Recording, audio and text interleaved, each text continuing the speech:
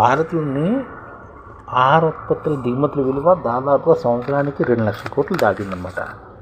2021-22 లెక్కలు చూసుకుంటే 1,41,532 కోట్ల రూపాయల నూనెను దిగుమతి చేసుకున్నాం. అలాగే 20,000 కోట్ల రూపాయల విలువైన పండ్లు దిగుమతి చేసుకున్నాం. 17,000 కోట్ల రూపాయల విలువేసిన పప్పు దినుసులు దిగుమతి చేసుకున్నాం. 10,000 కోట్ల రూపాయల విలువైన స్పైసెస్ని దిగుమతి చేసుకున్నాం.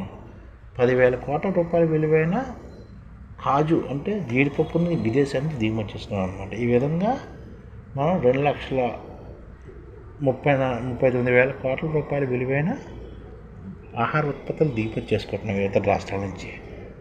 అందులో నూనె విలువ 72%, పండ్ల విలువ 16%, పప్పులు 39%, స్పైసెస్ 20%, కాజు 24% అనమాట దిగుమతి చేసుకుంటున్నాం. దిగుమతి విలువ కూడాను నూనెలు 1,50,000 కోట్లు, పండ్లు దాదాపుగా 20,000 కోట్లు, పప్పులు దాదాపుగా 17,000 కోట్లు, స్పైసెస్ దాదాపుగా 10,000 కోట్లు, జీడిపప్పు 10,000 కోట్లు, ఇలా పళ్ళు దాదాపు 20,000 కోట్ల రూపాయలు.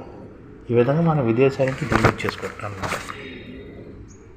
వనరుల కొరతలోని మన దేశంలో తిండి కొరత ఏర్పడింది. దేశ ప్రజలు ఆహార పదార్థాలు అందించేది ఇతర దేశాల వైపు చూడాల్సిన దుస్థితి ప్రస్తుతం భారతదేశం నిర్మించింది అన్నమాట. వంట నూనెలు, పండ్లు, పప్పు దినుసులు దిగుమతి చేసుకునేది కేంద్రం గత 10 సంవత్సరాల్లోనే గత 5 ఏళ్ళలోనే 10 లక్షల కోట్లు ఖర్చు పెట్టింది అనమాట. అలాగే సుగంధ ద్రవ్యాలు 20%, కాజు 24%, పప్పులు 39%, పండ్లు 16%, నూనెలు 72% దిగుమతి చేసుకుంటున్నాం. అదనమాట భారత్ విదేశాలను దిగుమతి చేసుకుంటుంది. ఆహార ఉత్పత్తులు అన్నమాట, విదేశాన్ని దిగుమతి చేసిన ఆహార ఉత్పత్తులు. అలాగా చాలా వరకు మనం విదేశాలపై ఆధారపడుతున్నామని చెప్తున్నారు.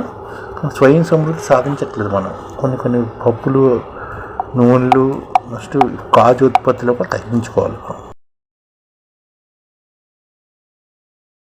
ఈ ఛానల్ ముఖ్య ఉద్దేశం ఏంటంటే మన తెలుగు రాష్ట్రాల్లో 1 కోటి మందికి సంఘటిత రంగాల్లో ఏ విధంగా ఉద్యోగాలు ఇవ్వవచ్చు, కనీస నెల జీతం 30,000 వరకు ఏ విధంగా ఇవ్వవచ్చు, ఏ విధంగా చేస్తే ఉద్యోగాలు సృష్టించబడతాయో వివరిస్తూ ఈ ఛానల్ వీడియోలు వస్తాయి.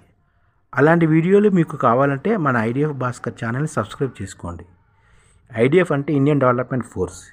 ఈ వీడియోలు చూసిన తర్వాత మీకు నచ్చితే లైక్ చేయండి, మీ ఫ్యామిలీ మెంబర్స్కి షేర్ చేయండి, మరియు మీ ఫ్రెండ్స్కి షేర్ చేయండి. Thank you. నమస్కారం.